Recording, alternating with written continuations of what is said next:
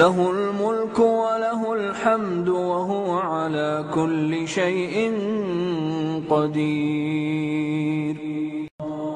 Кийинкиси, жетинчиси адалдан рызкы талап кылуу. Бул буйрулган нерсе. Bir günü Peygamberimiz sallallahu aleyhi ve sellem bir kazattan gele jatıp bir sahabаны алдынан көрдü. Anın assalamu aleykum dep kol alıştаны menen.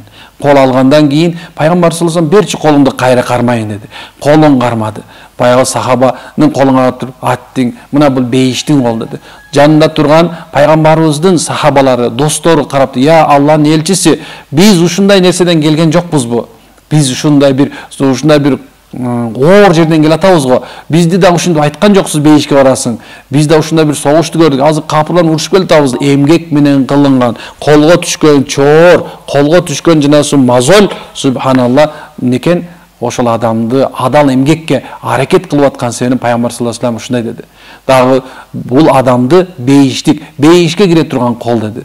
Peygamberimizin көп buyruktары var. Айтқан сөз, hadisleri var. Ошонун içinde adal emgek kılıp talap kılgan adamlar da Allah yolunda жүргөн болот. Adal emgek kılıp. Misal alsak kança degen bir tuğanda, kança degen bir mamlekette жүрөт. Uşul köçö şıpırıp bolsun, birine söz öz üy bilösün bagayın dep, ошол жерлерде жүрүшөt.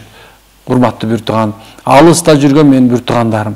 Мынакей, силердин дагы жөн эмес, пайгамбардын алдында ушу келме айткан себебиңиздер менен ла илаха иллаллах Мухаммад расулуллах иман келтирип мусулман акыбалыңыздарда ошол жерде күнөө кылбастан жүрүп адал эмгек талап кылып атканыңыздар дагы Алланын жолунда жүргөндөй жана силердин иманыңыздарды Алла кабыл кылып ошол мээнетиңердин себеби менен бейиштик кылсын. Алхамдулилlah. Мына караңыздар, биздин Кыргызстан эли дагы 75% ушуну адал эмгек менен жер иштеткендер болуп эсептелет. Ошол менен бирге калган кээ бирлери соода кылгандар болуп эсептелет. Соода кылгандар болуп эсептелет. Пайгамбар айтат, кайсы бир соодагер Аллах Тааладан корккон акыбалында такыбалык менен соода кылган болсо, ал адам сөзсүз Алланын алдында бейиштик болот. Алхамдулилlah. Караңыз, урматтуу бир тууганым. Андан кийинкиси 9-чусу Аллах Таала көрүп тургандай.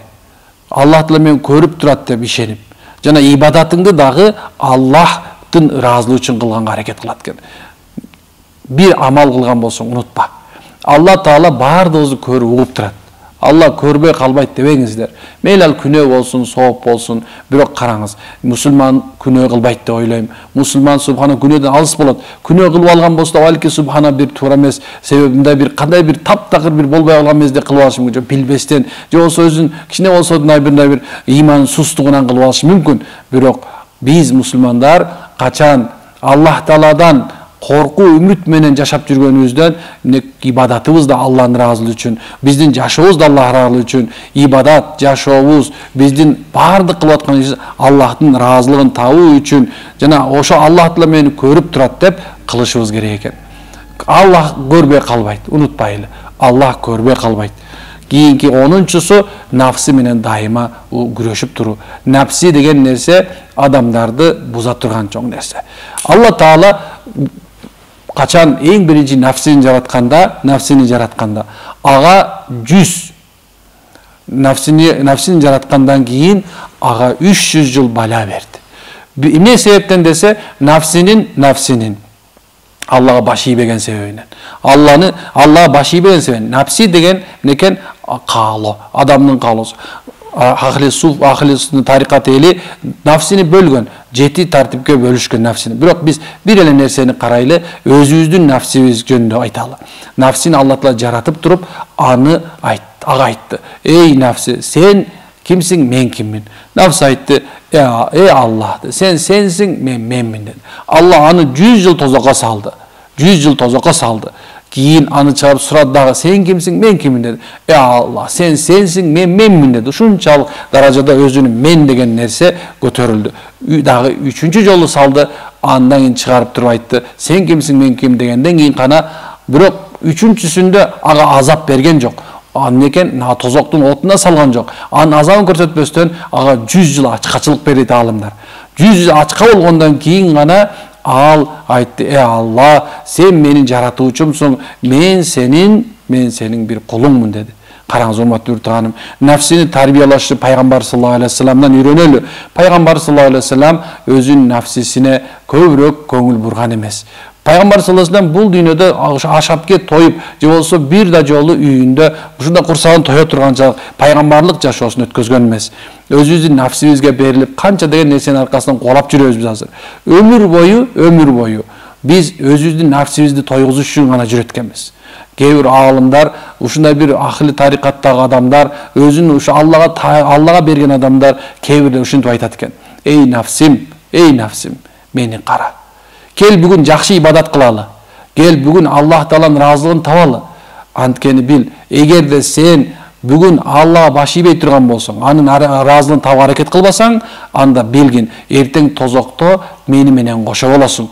Мен жалгыз эле кирип калбайм деп өзүлөрүн тарбиялайт эле.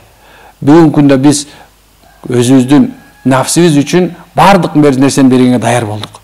Бирок ахиретти уnuттук. Ошол себептен келменин дагы бир шарттарынан бири адеби нафсиси менен күрөшүп туруу, нафсисине көңүл буруу керек экен. Субханаллах.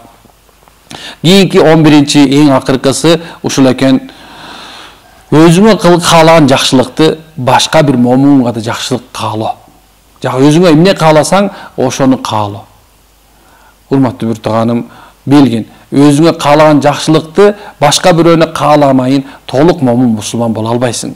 Толук момун мусулман боло албайсың. Эмне үчүн дегенде, мусулмандын колунан дагы, тилинен дагы башка бирөөнүн зыяны келбейт. Мусулманга пайгамбардын заманында, качан пайгамбарыбыздын Меккеден Мединага көчүп барган мезгилинде, алар ансарлар пайгамбарыбызды күтүп алгандар, алар сахабалардын кебирлерине пайгамбар саллаллаху алейхи бири-бирине тууган кылып койдуларды. Бири-бирине тууган кылгандан кийин алар үйүнө барышты айтты. Менин бир үйүм бар, эки үйүм бар. Бир үйүм сеники болсун, эки бакчам бар, бир бакчам сеники болсун.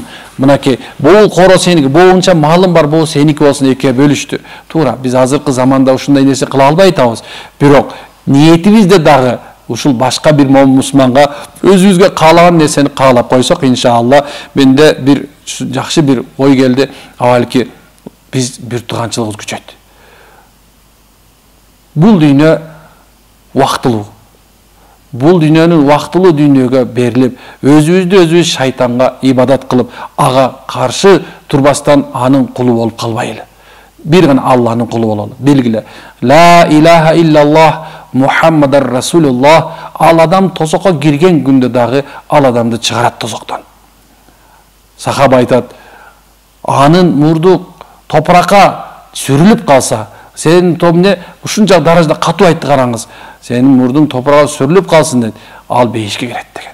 Караңыз, биздин келме ла илаха иллаллах, бир Алладан башка сыйынып атсат деген келме сиз менен бизди бул дүйнөдө дагы ахиретте сөз куткарат. Иншалла, ушул адептер сактасак, биз келмебизди толук кандуу айтып, эртеңки күндө бизге келмебиз пайда бере турган даражада болот экен, урматтуу бир тууган. Аллах баарынан разы болсун. Жазакаллах хайран. Ассаламу алейкум ва рахматуллахи ва баракатух.